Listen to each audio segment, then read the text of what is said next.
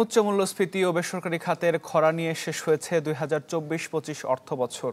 নতুন অর্থবছরের প্রথমার্ধের মুদ্রানীতির কাজ শুরু হয়েছে বলে জানিয়েছে বাংলাদেশ ব্যাংক। আসছে মুদ্রানীতিতে নীতি সুধার পরিবর্তন চান ব্যবসায়ীরা।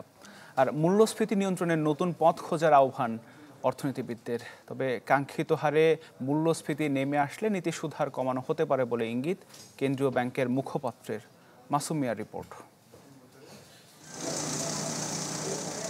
একটি নির্দিষ্ট সময়ে বাজারে কি পরিমাণ অর্থের সরবরাহ থাকবে তা নির্ধারিত হয় মুদ্রানীতির মাধ্যমে।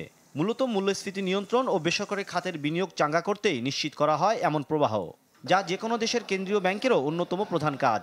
তবে এই দুই সূচকে বাংলাদেশ দীর্ঘদিন ধরে অস্বস্তি থাকায় দায়িত্ব নিয়ে খুব একটা চমক দেখাতে পারেননি বর্তমান গভর্নর। নতুন অর্থ বছরের প্রথম ৬ মাসের জন্য গুরুত্বপূর্ণ এই নীতিকৌশল প্রণয়নে প্রস্তুতি শুরু করেছে কেন্দ্রীয় ব্যাংক। ব্যবসায়ীরা আশা করছেন বিনিয়োগের খরা কাটাতে অন্তত নতুন কিছু নির্দেশনা থাকবে আগামী মুদ্রানীতিতে।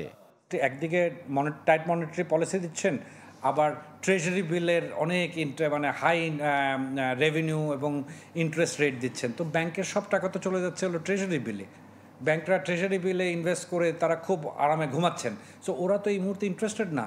আবার যারা তাও যদি কিছু বিজনেসম্যান যদি নতুন কোনো ব্যবসার জন্য টাকা চায়, ব্যাংক এই মুহূর্তে টাকা দিচ্ছে না। গেল ১৫ আগস্ট নতুন গভর্নর দায়িত্ব নেওয়ার সময় মূল্যস্ফীতি ছিল 10.৫%। ফলে তা নিয়ন্ত্রণে পরের কয়েক মাসের মধ্যেই তিনি নীতি সুধার 8.৫% থেকে নিয়ে যান 10%। তাই ওই সময় বেসরকারি খাতের ঋণের প্রবৃদ্ধি প্রায় 10% থাকলেও চড়া সুদের কারণে তা আরও কমে 7.৫% নেমে যায় গেল 10 মাসে। এই অর্থনীতিবিদ বলছেন, সময় এসেছে চিরায়ত সূত্রের বাইরে গিয়ে কেন্দ্রীয় ব্যাংকের চিন্তা করার।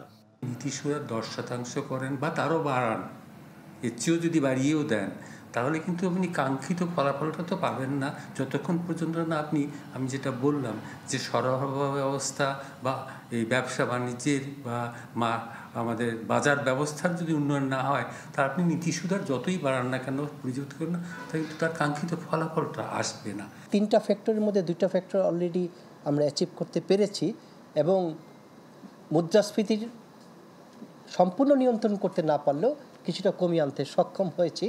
সেই হিসেবে এবারে হয়তোবা কিছুটা ভিন্ন রূপ, অতটা সংকোচনমূলক নীতি নাও দেখা যেতে পারে।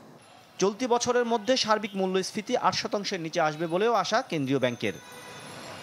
মাসুম মিয়া, চ্যানেল 24, ঢাকা।